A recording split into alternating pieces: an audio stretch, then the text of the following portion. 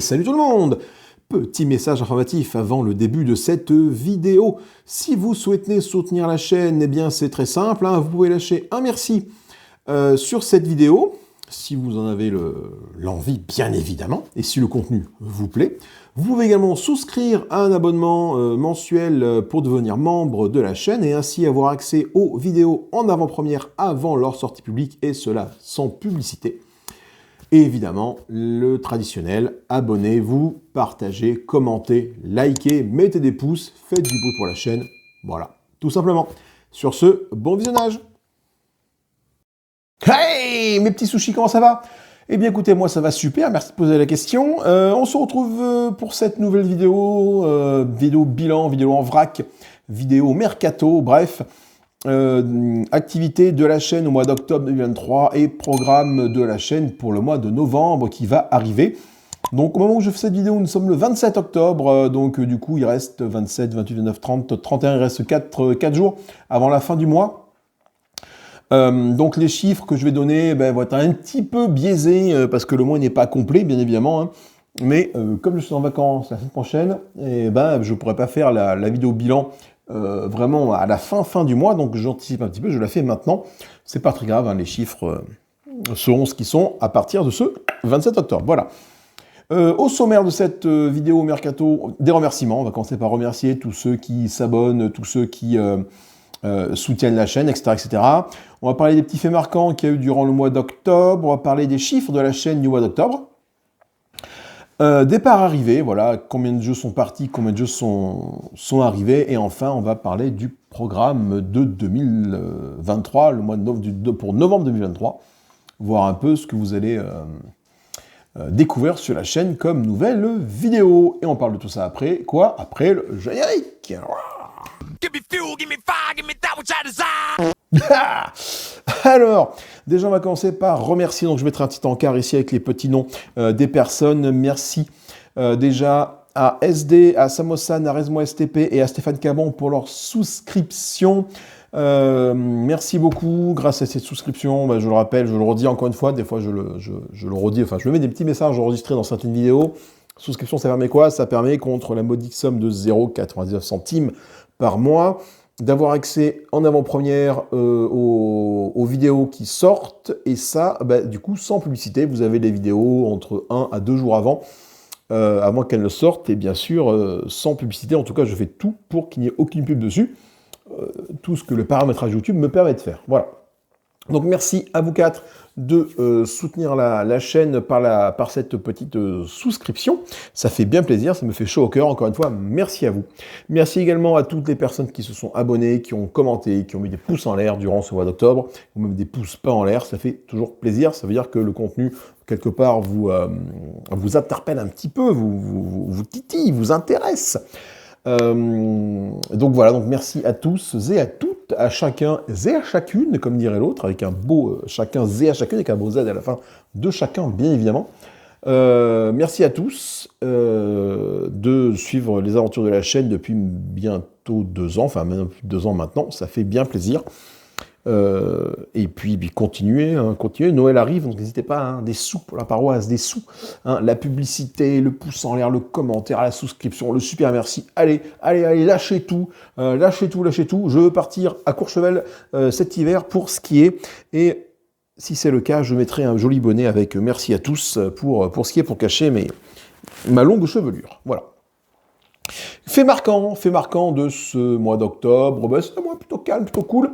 On a fait un petit live avec le copain Alex, hein, de la chaîne d'aventure ludique extraordinaire. Donc je vous renvoie vers ce petit live. On l'a fait du coup le 26 octobre, je crois. Le 25 octobre. Un petit live d'une petite heure dans lequel on parle des Ameritrash, des jeux Ameritrash qui nous hype, des jeux Ameritrash qui nous font pas envie, des jeux Ameritrash auxquels on a joué, des jeux Ameritrash, qu'est-ce que c'est un jeu Ameritrash? Voilà, on parle un peu, on essaie de blablater autour de ça, c'est pas un débat, c'est un échange d'idées, un échange d'opinions, un échange de discussions sur ce thème. Alors, effectivement, le son côté Alex n'était pas terrible, a priori, je pense que mon son était trop fort par rapport au sien, donc ce sont des réglages à faire, malheureusement de son côté à lui. Parce que moi, en regardant la vidéo, moi, les sons étaient assez équilibrés. Donc je pense qu'en écoutant la vidéo d'Alex, j'ai fait un petit retour dessus. Mon son était trop fort, donc Alex, quand tu vois cette vidéo, et d'ailleurs, je t'en parlerai après directement en privé, mais il faudra peut-être que, voilà, pour le prochain live, que tu ajustes, à mon avis, je pense, le son qui arrive de chez moi dans ton stream. Voilà, simplement. Je pense que c'est juste ça le petit souci qu'on a eu au niveau du son. Mais, mis à part ça, on a passé un agréable moment à discuter de plein de jeux qui nous hype, qui nous ont hypé, notre premier Ameritrash, voilà. Le fait que Risk soit un des premiers Ameritrash sortis, enfin bref, plein de choses à voir. Je vous recommande cette vidéo. Moi, j'y ai pris beaucoup de plaisir. On va parler chiffres maintenant. On va parler chiffres. Qu'est-ce qui s'est passé durant ce petit mois d'octobre? Bon, déjà, comme j'ai dit tout à l'heure, la vidéo, on filme ça le 27, donc du coup, il manque 3-4 jours avant de clôturer le mois, donc ça peut impacter. Ça a un peu affecté sur les vues, sur les chiffres, etc. Mais je vais vous donner les chiffres tels qu'ils sont. Encore une fois, j'essaierai de mettre ici des petits bandeaux de la page d'analyse YouTube pour appuyer mes propos.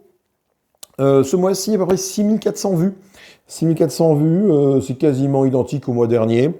Ça nous fait presque 1000 heures de vision, donc 994,7 précisément.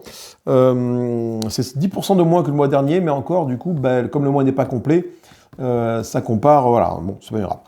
Par contre, ce qui est cool, c'est qu'on a quand même plus 28 abonnés par rapport au mois dernier, donc là, c'est à la période précédente, donc le mois dernier, mais c'est quand même plutôt cool. Merci à tous et à toutes, et bienvenue à ces plus 28 personnes qui suivent la chaîne, ça fait excessivement plaisir.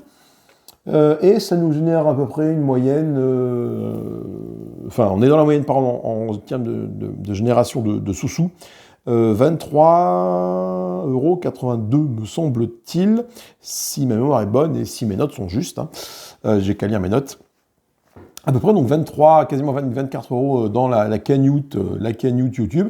Merci à tous pour ceux qui activent les publicités, de supporter les pubs pour permettre à la chaîne de vous fournir un peu plus de contenu avec des jeux qui sortent. Il y a tellement de sorties de jeux, de toute façon on ne peut pas être sur tous les fronts, donc avoir un petit pécule, ça me permet d'acheter quelques jeux pour vous proposer du contenu, ça fait bien plaisir. Voilà pour les chiffres, on a fait à peu près le tour. Je pense que cette vidéo va être assez rapide. Les départs et arrivées. Alors, départ et arrivées... non, si, pour les chiffres, j'ai pas fini. Pardon, pour les chiffres, il y a quand même deux trucs que j'aime bien dire à chaque fois, c'est quelles sont les vidéos les plus vues durant ce mois. Eh bien, il y a 2 vidéos qui sont coude à coude avec 324 vidéos et 324 vues et 316 vues. C'est Village Attacks, la partie du scénario 1, qui a eu 324 vues, et la zone A, 316 vues également, pour la partie solo. Donc c'est des bons scores. Pour ma modique chaîne, c'est pas mal, 300 vues, on est loin des 1000 vues, etc., etc. Mais ça fait toujours plaisir, effectivement. De toute façon, tant que je ne ferai pas de vidéo avec des titres, les fameux titres, comme on dit, putaclic, qui te forcent à venir appuyer dessus et qui comptent comme une vue, hein, voilà, tant que je ne ferai pas ce genre de vidéo, je n'aurai pas des explosions de vues. Peut-être que est-ce qu'une fois par mois, est-ce que je me ferai pas une petite vidéo putaclic avec un titre racoleur, histoire de cliquer. Bon, ça marche une fois, ça marche peut-être pas 2 fois, mais bon, ça peut être assez rigolo comme exercice. Après, il faut trouver le contenu intéressant. Voilà, de la vidéo, il faut que je trouve un contenu intéressant qui justifie ce titre putaclic. Mais bon, comme je suis plus sur de la partie gameplay solo que, je sais pas, sur de l'analyse, sur de l'avis de jeu, de l'analyse de jeu, de l'actualité de jeu ou tout ce qui arrive autour du jeu. Voilà, donc du coup, ce genre de titre putaclic, voilà, pas trop d'intérêt, mais ça peut être quand même rigolo si j'arrive à trouver un petit truc un peu croustillant, et ça peut être sympathique. J'ai quelques idées. Ok, donc Village Attack, zone A, et puis toujours Zombicide, hein, qui continue son petit bout de chemin sur la chaîne, hein, elle a 11 000 vues maintenant la vidéo sur Zombicide, et ça ne cesse de grimper. Départ et arrivée, nous avons 2 départs pour 3 arrivées. Alors, premier départ, V-Commando. Alors V-Commando, longue histoire ce jeu, hein, ça fait un moment que je l'avais trouvé d'occasion. Et j'ai jamais pu franchir le pas de me lancer dedans en fait. Les règles sont pas compliquées en soi, mais je n'ai pas réussi à rentrer dans l'univers du jeu, je n'ai pas réussi à rentrer dans le jeu. Alors, est-ce que ce même jeu avec des zombies ou avec, je ne sais pas moi, des personnages vêtus de blanc qui courent d'immeuble en immeuble dans du temps, enfin, qui parcourent une période de l'histoire très précise, peut-être ça aurait mieux marché. Mais là, la guerre, toujours la guerre, comme dirait l'autre, je rentre pas dans le thème. De toute façon, tous les jeux historiques comme ça, qui parlent de la guerre, enfin, déjà tous les wargames, j'ai du mal. Mais les jeux vraiment à thème de guerre mondiale, historique, j'ai encore plus de mal. C'est un thème qui n'est pas pour moi, tout simplement. Donc je n'arrive pas à rentrer dedans. Donc, du coup, V-Commando, je n'ai pas réussi à rentrer dans le jeu, tout simplement, à cause, je pense, de la thématique du jeu, même si les mécaniques sont sympas. Voilà. Donc peut-être que c'est un jeu avec une autre thématique passerait mieux. Mais bon, c'est pas le même budget. Zone A également, je lui dis au revoir à Zone A. J'ai fait quelques parties de Zone A. Et j'ai fait une partie hors caméra et j'ai trouvé ça excessivement long en solo finalement. Et puis les cartes de fin sont complètement barrées, sans forcément aucun rapport avec le jeu, avec la partie qu'il vient de faire. Donc ça m'a un peu refroidi, quoi. Une fois que j'ai fait la première partie, j'ai adoré la seconde partie également. Mais quand j'ai commencé vraiment à lire en détail les cartes de fin, j'ai dit, oh là, mais qu'est-ce que c'est ce bazar là? Ça m'a un peu échaudé. Donc du coup, je suis pas allé plus loin. Je suis pas allé plus loin. Zone A, 3 parties. Bon, je l'ai vendu. C'est un jeu que l'on trouve assez facilement d'occasion, de toute façon. Donc par contre, je ne peux que vous le recommander parce que c'est quand même une très belle aventure à vivre. Mis à part la fin que je trouve un petit peu dommage. Et peut-être un peu sa longueur. Il est peut-être un petit peu longué. Voilà. 3 arrivées. 3 passe-partout. Alors déjà, un jeu qui n'est pas solo, mais que j'ai eu à 15 balles, donc j'ai sauté dessus, hein. C'est Wasteland Express Delivery Service. Donc c'est un jeu de pick and delivery hein, dans un monde post-apocalyptique, dans lequel nous allons diriger un employé d'une société postale de livraison. On va devoir livrer des munitions, de l'eau, du ravitaillement d'un point A à un point B en évitant les pillards, en évitant plein de dangers. Et j'ai trouvé ça vraiment bien. Après, j'ai vu qu'un solo existait fan-made. Donc c'est pour ça que je l'ai pris, du coup, en plus du prix pas très cher, je crois que je l'ai eu à 15 €. En plus du prix qui est vraiment pas cher. L'univers me plaît. De toute façon, moi, tout ce qui est post-apo, ça me plaît, de toute façon. Hein. L'univers me plaît énormément. Et donc, bon, ce jeu-là, peut-être il y aura une vidéo dessus, mais c'est plus pour le multi que je l'ai pris que pour le solo, parce qu'il n'a pas de mode solo officiel. Seconde arrivée, Expédition. Expédition, d'ailleurs, encore une fois, je vous remercie parce que c'est grâce à vos publicités, grâce à vos souscriptions, à vos super merci, que j'ai pu financer ce jeu. Et également merci à Cypher, qui a pu du coup le récupérer dans une boutique de ses connaissances et me le faire parvenir. Donc merci beaucoup. Donc vous verrez sur la chaîne l'unboxing. Alors pas tout de suite parce que les mois de novembre-décembre sont bouclés en termes de vidéos. L'unboxing arrivera en janvier, donc 2 mois après que le jeu soit sorti. Donc voilà, je ne surfe pas sur la hype. Hein. De toute façon, ça n'a jamais été mon truc. Généralement, effectivement, moi, j'ai mon programme et je reste dessus. Et c'est pour ça aussi, je pense que les vidéos ne font pas beaucoup de vues, contrairement à d'autres, parce que je ne surfe pas sur les vagues des sorties, tout simplement. Et moi, je présente les jeux, même si je les ai le jour de la sortie, je ne fais que les vidéos, elles sont diffusées sur la chaîne, quand j'en ai envie, et grosso modo, là, ça va être 2 mois plus tard. Voilà. Donc, merci à toi, Cypher, pour m'avoir fait parvenir Expédition. Expédition, donc, un jeu dans l'univers de Scythe. Alors, c'est marqué la suite de Scythe sur plusieurs sites, peut-être même sur la boîte, c'est pas tout à fait la suite. Hein. Ça se passe effectivement en termes de chronologie après les événements de Scythe, mais les mécaniques sont différentes. Il y a quand même des mechas. Alors ça, les mechas, c'est toujours très bon. Mais voilà. Donc, Expédition, très grosse boîte. Je ne m'attendais pas à une boîte aussi grosse. Et on va bien voir ce que ça donne. Je vais bûcher les règles, tout ça. Dernière arrivée. Alors là, je suis un peu mitigé. C'est le Curse Space Firstborn que je me suis procuré. J'ai réussi à trouver une occasion, enfin pas une occasion, une promotion intéressante pour le prendre neuf. Mon Curse Space, donc le premier du nom, je l'avais, je l'ai rincé, j'ai fait quasiment toute la campagne avant de m'en séparer parce que je crois que j'en avais trop fait d'un coup en fait, c'est pour ça que j'avais fait une indigestion. Et ce Firstborn est du coup beaucoup plus orienté solo que la boîte d'origine, que Firstborn d'origine. Firstborn d'origine, chacun dirigeait un petit peu son équipage et puis pouvait jouer d'escarmouche. Là, Firstborn, chaque joueur va contrôler un personnage de l'équipage. et du coup on est plus dans la coop que dans l'escarmouche. Après, ça reste quand même un jeu d'escarmouche, avec plein de petits points de règles un peu partout. J'ai lu les règles, encore une fois, donc les règles sont quand même assez dodues, assez velues. Il y a des choses qui ont changé par rapport à Core Space de base, par exemple le déplacement en diagonale, ou même les déplacements. Avant les déplacements, tu pouvais soit te déplacer sur le quadrillage du playmat qui est fourni, soit te déplacer avec une petite réglette pour dire voilà, je me déplace de tant de pouces, etc. etc. Exit, il n'y a plus ça. Maintenant, on se déplace sur le quadrillage. Donc bien, pas bien, on verra bien ce que ça apporte. Et puis les Firstborn, par rapport à la purge, voilà, c'est des ennemis différents. Le gros Firstborn, je sais pas, c'est pas l'aîné, j'ai pas eu son nom là, il peut arriver dans plusieurs états sur le terrain de jeu. Bon, et encore une fois, j'ai l'impression qu'il y a plein de petites règles partout. À voir. Je l'ai pris parce que j'avais l'opportunité de le prendre à moins cher que le neuf. Et parce que je suis toujours à la recherche du dungeon crawler spatial ultime, et clairement c'est pas celui-là. Voilà, clairement c'est pas ça, parce que déjà c'était pas un dungeon crawler, donc, enfin en tout cas pas au sens auquel je l'entends, mais de toute façon non, ce n'est pas un dungeon crawler. Firstborn, c'est, voilà, donc bon, à voir s'il reste ou pas bien longtemps dans ma ludothèque. Je vais lui laisser une chance, parce que déjà, le peu que j'ai vu, ça a quand même toujours de la gueule, les décors Battle System et tout, c'est quand même très joli, j'ai monté les décors. Je me suis bien fait plaisir à les monter. Il y a des items, le principe d'ouvrir les trucs pour ouvrir les objets physiques et puis les renverser et puis pour piocher les items à l'intérieur, ça c'est quelque chose qui me plaît énormément. Donc, avoir un petit peu ce Firstborn, ce qui donne. Je lui laisse sa chance. Je ne garantis pas qu'il reste, mais je lui laisse sa chance. Voilà pour les arrivées et les départs pour le mois d'octobre. On verra bien du coup si, comme je dis, Firstborn, il reste ou pas.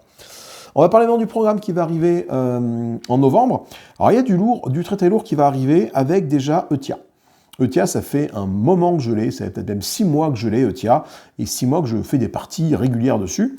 Déjà, on va commencer par faire une vidéo d'une petite pimp sur Eutia, savoir comment moi j'ai pimpé mon Eutia, comment je fais pour le ranger, le mettre en place, etc., etc. Vous allez voir, bon, je me suis fait faire des inserts 3D. De toute façon, moi, c'est bien simple. La version que j'avais achetée n'avait pas d'insert pour ranger les trucs, et je n'y jouais pas, je n'allais pas y jouer tant que je n'avais pas d'insert 3D, parce que ça aurait été imbitable sinon. Mon frangin a eu la gentillesse de me faire l'insert 3D d'Eutia, ça lui a pris un temps considérable pour tout me faire. Et du coup, c'est fait, donc je vais vous présenter ça dans une vidéo. Quelques jours plus tard, on verra une première partie solo d'Eutia. Alors, je ne sais plus si elle est estampillée découverte ou pas, je ne me rappelle plus de celle-là. Mais c'est une de mes premières parties Eutia que j'ai faites, parce que je l'ai filmée il y a un petit moment déjà. Donc voilà. On va avoir du Village Attack qui va également arriver avec le déboîtage des extensions que j'ai pu me procurer. Donc j'ai pu me procurer 4 extensions de personnages. Donc j'ai toujours pas le troll, mais le troll grosso modo c'est ni plus loin qu'une figurine. Donc je prends n'importe quelle figurine de troll que j'ai à ma disposition et ça fait l'affaire. Et non plus le Horror of the Sen, je n'ai pas réussi à la trouver, mais je la cherche pas forcément. Donc du coup c'est pas bien grave. Donc du coup on va présenter un petit peu les personnages et les héros, les monstres et les héros de ces extensions, et on va faire une petite partie solo, bien évidemment, sur Village Attack un peu plus tard dans le mois, après le déboîtage, pour vous présenter un petit peu ces monstres. On va parler Mercurial également. Alors Mercurial, le petit jeu, le petit KS que j'ai reçu il n'y a pas si longtemps que ça, de création de sorts et lancement de sorts, et je me suis aperçu d'une chose, c'est qu'en fait il n'y a pas de règles en français sur Mercurial. Tu en as en anglais, mais comme le bouquin de son de règles n'est pas encore écrit en français, je n'ai pas trouvé de vidéo règles en français sur Mercurial. Et moi, les vidéos règles, la dernière que j'ai faite, ça devait être The Magnificent ou Projet Gaia, je ne sais plus, donc ça remonte déjà au moins il y a 2 ans, 1 an et demi, 2 ans. Et je me dis que j'en ferai plus. Et bien là, j'ai transgressé ma règle et je vais vous proposer une vidéo règle sur Mercurial. Voilà, donc j'espère que ce sera clair et instructif. Si vous avez le jeu, ou si ça vous donnera peut-être envie de vous procurer le jeu, bref. Voilà, Mercurial, la règle va arriver, et le mois suivant, je pense, une partie arrivera également. Au départ, je voulais faire les règles et la vidéo, mais comme déjà la vidéo de règles dure à peu près 1 heure, je ne voulais pas enchaîner sur la partie solo directement après, ça aurait été trop long.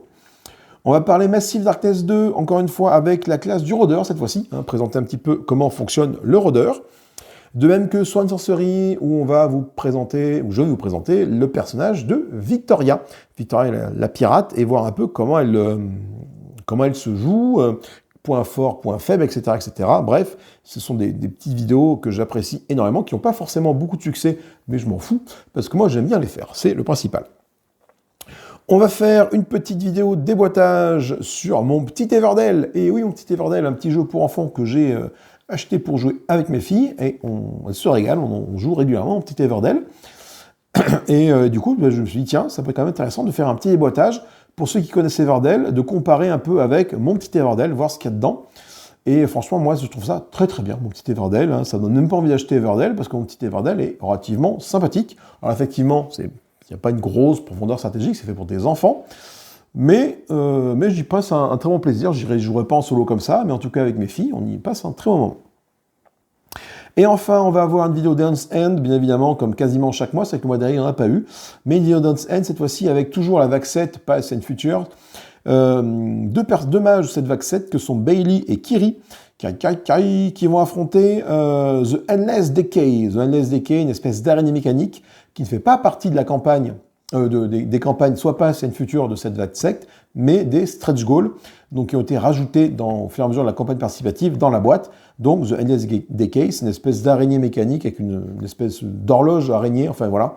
Ma foi, très sympathique, et j'ai pris beaucoup de plaisir à faire cette vidéo et cette partie. Écoutez, ça fait 20 000 que je blablate, je pense qu'il est temps que je m'arrête. Moi, je vous fais des gros bisous. J'espère que cette vidéo vous a plu, j'espère que cette vidéo vous a convaincu de suivre certaines vidéos du mois. N'hésitez pas dans les commentaires à me dire quelle vidéo vous hype le plus dans les commentaires, parmi toutes celles que je vais proposer durant le mois. N'hésitez pas encore une fois à commenter, à partager, liker cette vidéo, commentez, partagez également la chaîne, uniquement si le contenu vous plaît, bien évidemment, le pouce en l'air, le super merci, la souscription pour faire vivre la chaîne, me permet d'avoir des sous et de partir à Courchevel. Également, je voulais dire que parmi tout ce programme-là, il y aura peut-être, je dis peut-être, une vidéo concernant le topic sur les dungeon crawlers que j'ai mis sur l'onglet communauté. Vous avez demandé pour vous quel était le dungeon crawler ultime, en tout cas quelles étaient les mécaniques ou les choses à avoir pour vous dans votre ultime dungeon crawler. Et il y a beaucoup de réponses, et effectivement, je pense qu'il sera intéressant de parler de ça et d'étudier toutes vos idées et toutes vos suggestions, propositions, tous vos commentaires, les décortiquer un par un, et après moi, de rebondir là-dessus pour vous donner mon avis, et moi, ce que j'attends, effectivement, pour moi, du dungeon crawler que j'attends depuis des années, que je n'arrive pas à trouver le dungeon crawler parfait, à mon sens, même s'il n'existe pas forcément, mais en tout cas, à mon sens. Donc voilà, donc ça va peut-être voir le coup d'avoir une petite vidéo là-dessus. Le téléphone fixe sonne, sûrement Free qui m'appelle, ou une isolation à 1 €, on s'en moque un petit peu. Allez, sur cette bonne parole, hein, l'évangile, sur ces bonnes paroles, je vous souhaite une bonne fin de ce que vous voulez, à partir de quand vous regardez cette vidéo. Encore une fois, merci à tous et à toutes. Commentez, partagez, likez. Prenez soin de vous, c'est bientôt Noël, faites plaisir aux proches, offrez des chocolats, offrez des fleurs, offrez pas trop de cadeaux non plus, il ne faut pas que ça dégueule de cadeaux, mais offrez, voilà, faites plaisir à vos proches. Prenez soin de vous, amusez-vous bien, salut, salut, bye bye.